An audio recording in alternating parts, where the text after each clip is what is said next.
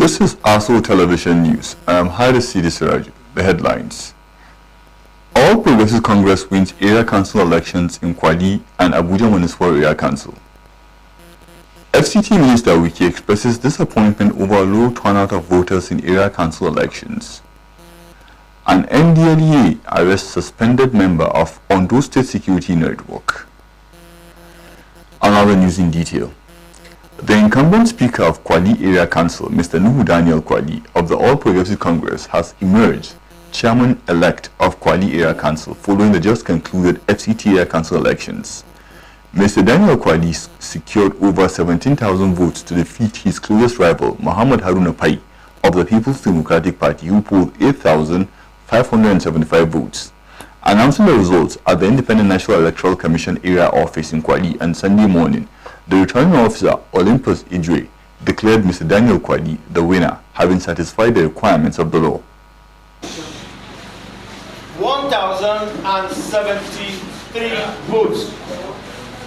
Agada Ojunogwa, Friday, ADP, 3,225 votes. Daniel Nuhu Kwali, APC,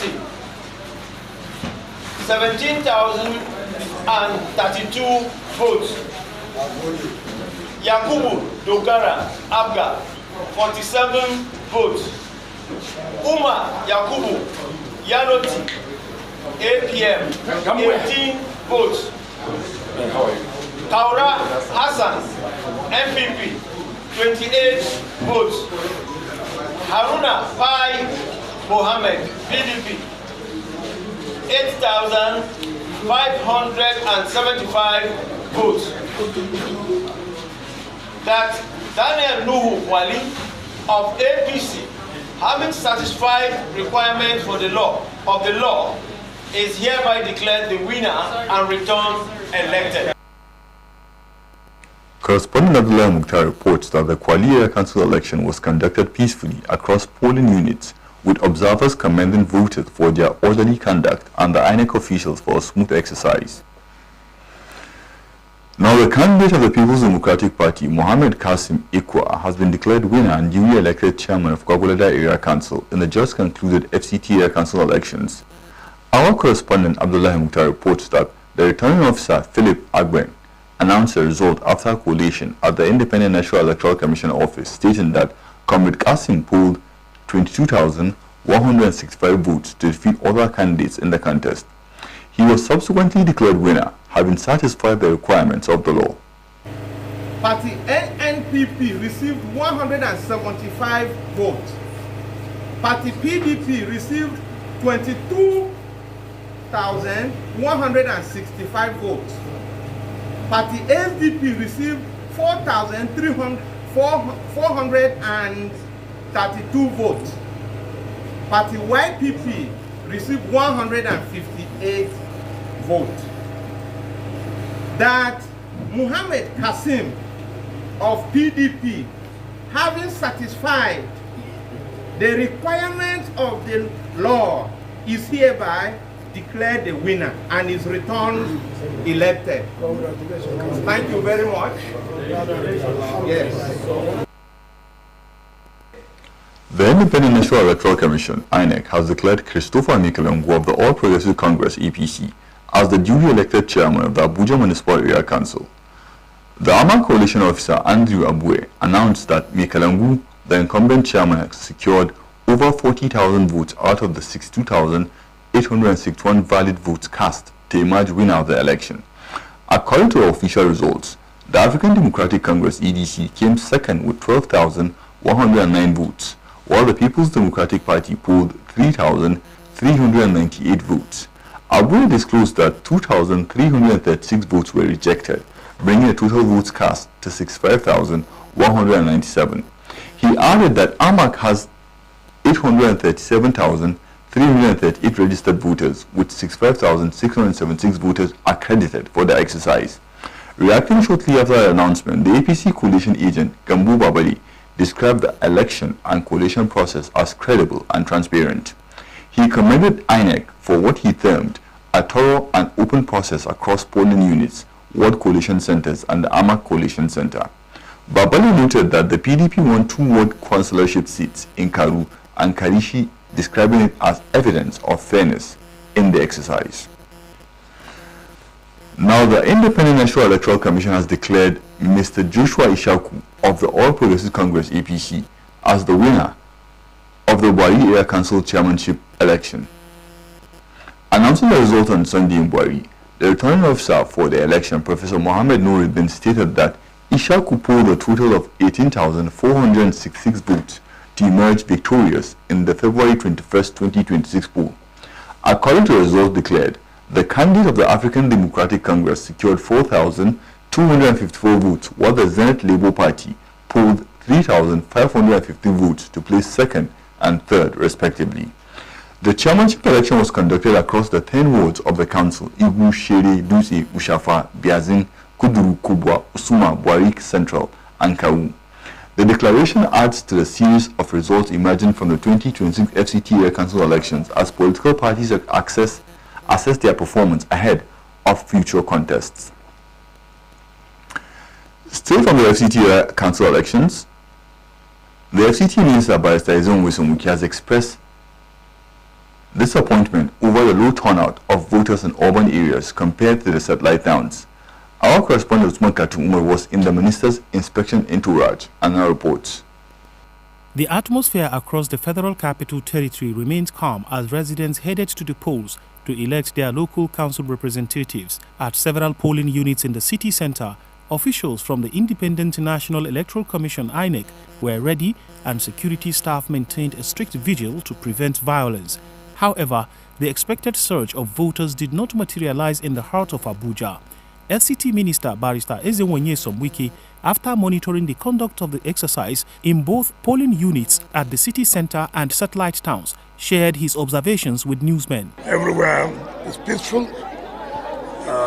The problem we have is low voter turnout, particularly in the cities, and that has always been the case.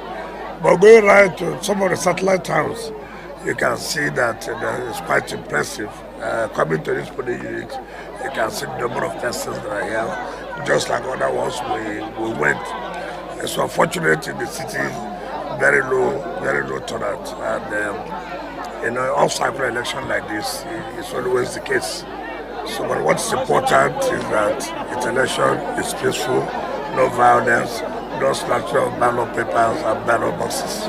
Beyond the turnout, the minister addressed the performance of the Bimodal Voter Accreditation System, BVAS, and the transparency of the results transmission. While the process has been largely digital, Barrister Wike noted that the true test of the system's integrity would be the final snack.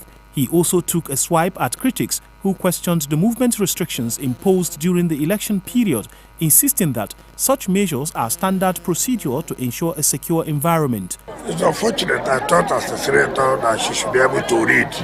I never imposed coffee. If you had my statement, I said, with the approval of Mr. President, I said from 8 p.m. to 6 p.m. today, that people are doing the Wuru Sit movement. And this is not the first time. And you can see that they don't take patience to read it. I know she reads love magazines and all those things, but I don't have a chance time to read on that educative material. Like when you see somebody's speech, why not take time and get his speech and understand what was said? I never on my own. I said, by the approval of Mr. President. I said, so clear. So she has her problems. I don't want to join the issue. At the end of the election, when the results come out, then we will know. As voting comes to a close across various polling units, focus is now shifting to collation centers. Security remains tight across the FCT to ensure that the peace recorded during the voting hours continues through the announcement of the results. Usman Katun Umar, ASO Television News. Now, the FCT Area Council elections, which held on 21st February 2026, were conducted in a peaceful and orderly manner across the nation's capital. The report. This election, which marks the first one conducted under the leadership of the current FCT Minister, Barrister Wissomuki, serves as a litmus test in view of the recent signing into law of the Electoral Amendment Bill 2026 and the recently appointed INEC Chairman Professor Joash Amopeton's stewardship of the electoral body. Polling agents and members of the public expressed satisfaction with the conduct of the elections in Kuje Area Council. I think there's not much problem here. Okay. We are very okay. Okay. The atmosphere is very, very conducive. Okay. We don't have any side distractions. Okay. And all the monitoring agents, the observers, and even there are foreign representatives that have come here to even witness the way the election is being conducted. So everywhere is okay. We don't have much problem. It's just that the turn-up is very, very low compared to the other previous elections. So we don't know whether it is the hardship of the country or we don't know the factor that might have been responsible for the low turn-up. But here it's even better compared to other. So far, since the started. Smoothly, everything is going as planned. So everything is smooth. What about the turn-up? It's perfect. It's everything. The grace of God, there was no problem this morning and there's no problem now. Everything is going smoothly. There's no error. Different security have come here, different parastatal have come here, different observers. They have come here. No, the conduction of the election is moving successfully and normal. Nothing happening. Since when we started voting to now, nothing like crowd, nothing like any violence. We are doing it in peace, and everybody will come and vote peacefully and go without any complaint. No any complaint that comes from any party. Much Abga, PDP, and APC, and the rest of the parties. There is not any complaint among them. Well, the conduct has been very smooth. Everything is going well. As you can see, everywhere is peaceful. So, for those that have come to vote, we have exhausted those that are here, waiting for those that are yet to come, pending the time of closing. Okay, how about the turnout? How has it been? The turnout, well, reasonable. I don't know, but it's not very fine. Probably because of the fasting. Yes, the election was fine. It was okay. There was no stress. As if I did not go to vote today, there was no stress. It was fine and smooth. But we thank God for the election today. Like seriously, really thank God. They can continue like this. It will be very, very okay. Like, I love the way we voted today.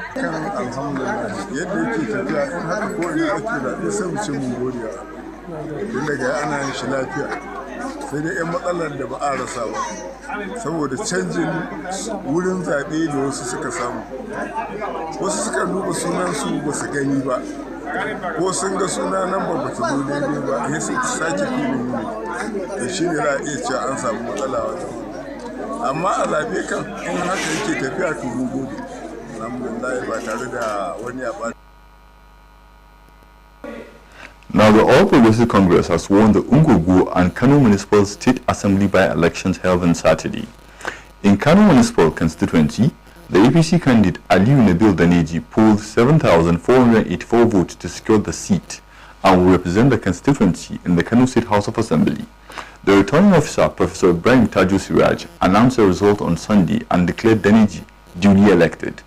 Similarly, in Ungogo constituency, the APC candidate Aminu Saad secured 8,975 votes to clinch the seat.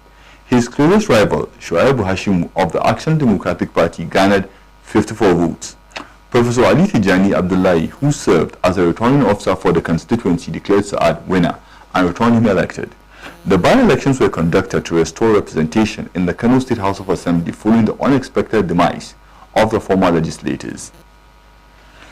You are watching ASO Television News. You can watch us live on DSTV channel 392, also on StarTimes TV channel 127 and Free TV channel 507. We are also on UHF Band channel 38. Stay with us for more stories after the break. 10 singles step into the love pad where love isn't just found, it's tested. Been along. I'm exploring. Lines blur, desire takes over, and jealousy hits harder than any storm. I'm jealous, and that's not something I hide. Some find romance they've waited for their whole lives, and where there's love, there's bound to be heartbreak. In the love pad, every heartbeat counts, but in the end, who will find true love?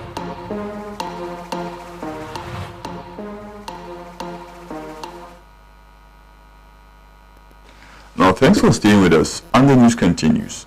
In the heartwarming display of kindness and generosity, various individuals and organizations, including the Office of the First Lady, the Office of the Minister of the FCT, among others, have distributed palliative food items to the Abuja National Mosque community for the holy month of Ramadan.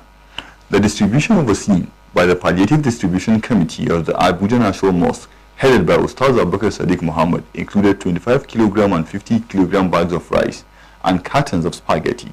Daniel Obi reports. Beneficiaries comprising members of the mosque community were visibly happy as they received the donations. Declining to speak on camera, the recipients, smiling under the weight of their gifts, expressed gratitude to the donors. They equally prayed for Allah's blessings on both donors, facilitators, and of course, recipients. Speaking on behalf of the Palliative Distribution Committee, Ustaz Sadiq Abubakar thanked God for such an auspicious gesture for an auspicious occasion.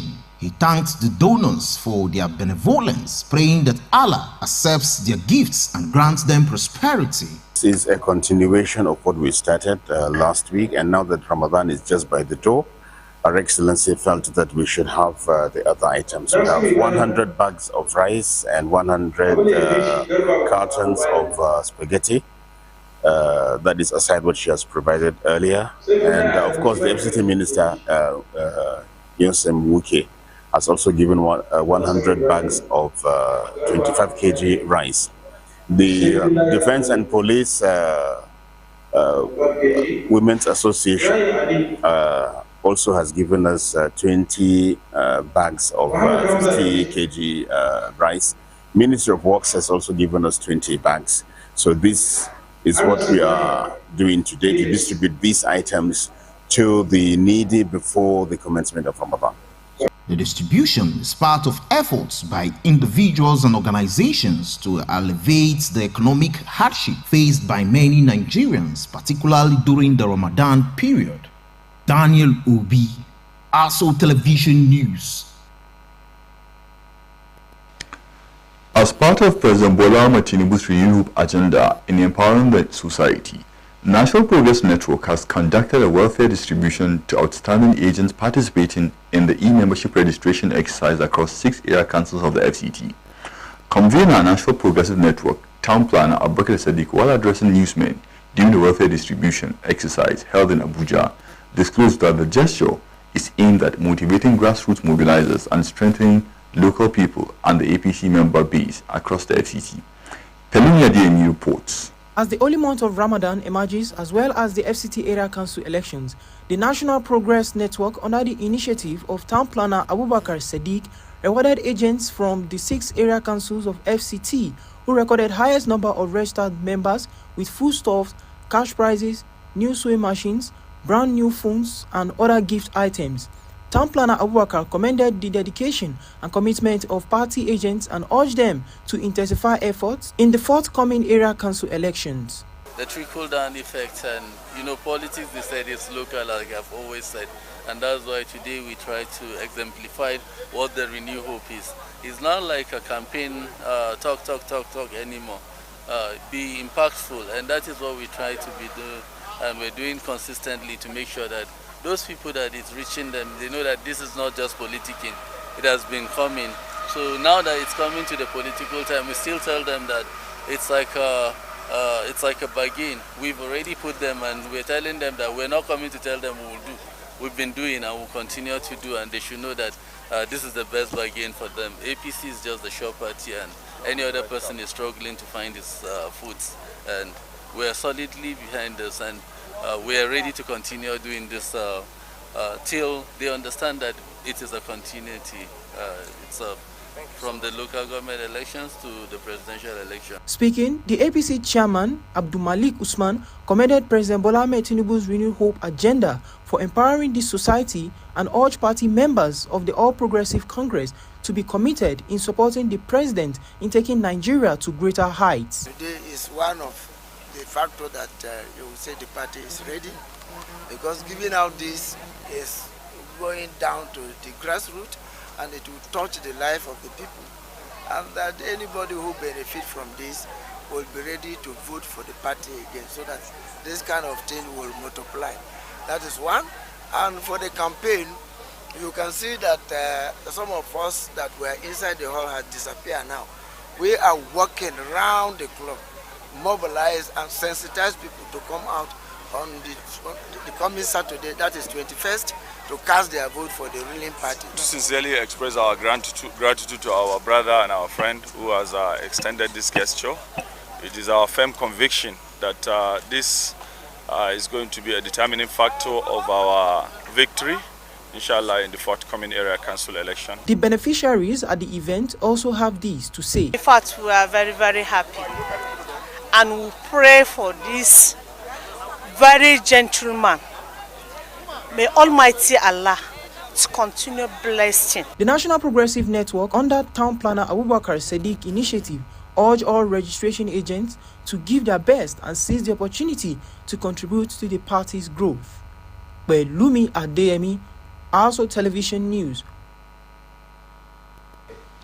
As the holy month of Ramadan is on the way, Muslim Ummah have been encouraged to be charitable in giving out to the less privileged of the society, for Allah has made them custodians to wealth they shall definitely give account for. Dr. Abdul Qadir Al-Salman Shulagwedu, the Grand Sheikh of the Ilorin Emirate, gave the advice at the multi-purpose hall of the National Mosque Abuja, where 440 persons directly benefited from the empowerment project organized by Darul Kitab Foundation. Daniel Ubi reports. Funded by the King Salman Humanitarian Aid and Relief Center, the Darul Kitab Foundation is implementing a 12-month project in the FCT and Borno State, focusing on relief and livelihood empowerment for orphans and their guardians. Giving the spiritual implications of zakat to the needy, Dr. Abdul Qadri stated that there is indeed a reward for a charitable heart. When you are privileged with some means, wealth, try to keep your brothers, your neighbor, let them be happy. Especially, don't let them be thirsty of food, anything that Ramadan may need from them. Let them feel that they are your brothers, they are your sisters. Other key personalities at the event gave their estimations of the empowerment project for orphans and their guardians, describing it as laudable. Alhamdulillah, we've seen King Salman Humanitarian Relief Center has geared up to play the role of complementing the efforts of the Nigerian government through the Darul Kitab Foundation, and we are thanking them. I appreciate them, and I hope that we're going to work together to do more for the people of Nigeria, because like I always say, the government cannot do it alone. We are here to support them. This project has many components. Among these components is we are trying to give a technical training for the orphans. So after the training, after they have gone through the training for 3 months, we're going to give them the starter kit so that that will enable them to cater for these orphans. Beneficiaries, while thanking God for the unique opportunity, equally appreciated the kind gesture of the organizers in coming up with the initiative. Very happy, and I thank God. And I also raise my hand for a prayer for the Chief Imam of Abuja, Sheikh Al-Fadil Abdul Qadir Juma Salman. I don't have the words to express how grateful, how happy I am for this. Well, I thank Allah subhanahu wa ta'ala for this opportunity, and may Allah reward the foundation, the organization, the organizing committee. According to the project manager, Dr. Suleiman Yusuf, the initiative, with an estimated cost of $350,000, targets vulnerable populations in Abuja and Borno State with the distribution of point-of-sales machines, tricycles, poultry farm implements, as well as skills acquisition in arts and crafts, shoe and cosmetic production, among others. Highlights of the event was the ceremonial signing of a memorandum of understanding by Darul Kitab Foundation and key partners in the project. Daniel Obi, ASO Television News. The National Drug Law Enforcement Agency has disclosed that the arrest of a suspended member of the Ondo State Security Network, Amutekun,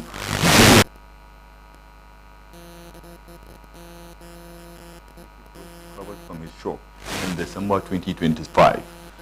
In a statement made available on Sunday, the spokesperson for the agency, Femi Babafemi, said Ekujumi's arrest on Wednesday in Akure was a follow-up to an earlier raid that led to the recovery of some illegal substances. Babafemi said during the December 2025 operation, NDLEA officers recovered a liquid mixture containing a cocktail of illicit drugs, including cannabis sativa, popularly known as monkey tail, stored in 2 pink buckets, and a 25-liter jerry can, with a total weight of 84 kilograms.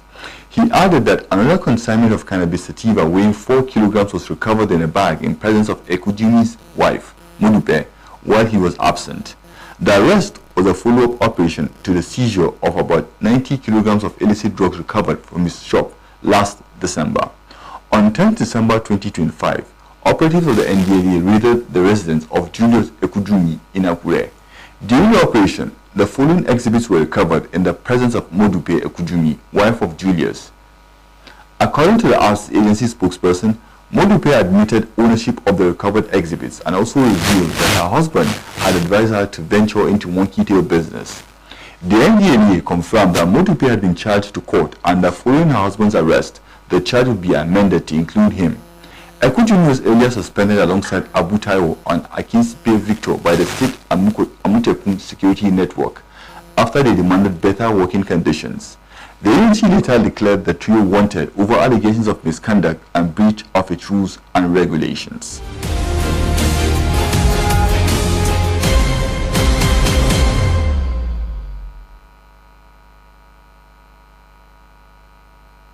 Now, the governor of the Central Bank of Nigeria, CBN, Mr. Oluyemi Kadoso, alongside other economic stakeholders, including the Finance and Coordinating Minister of the Economy, Mr. Wane Edun, have emphasized the need for financial inclusivity through digital cross-border payments for sustainable growth and development of the country. The CBN governor, amongst others in Abuja, during his plenary speech delivered at the G24 technical group meetings, acknowledged that digital cross-border payments, global finance and economic transformation opportunities and risks is not merely a technical discussion but a foundational development priority for G24 countries, while Minister Edun highlights efforts of the President Bola Ahmed Tinubu's administration for national development. Business correspondent Ile Emeje then reports. CBN supervision. Governor of the Central Bank of Nigeria, Mr. Oluyemi Kadoso, in his plenary speech at the G24 meeting in Abuja, explained that the country, through the Central Bank of Nigeria, is working towards deepening regional integration for a seamless intra-African trade. To deepen regional integration, the CBN introduced the simplified KYC AML requirements for low-value cross-border transactions to encourage broader participation in PAPs.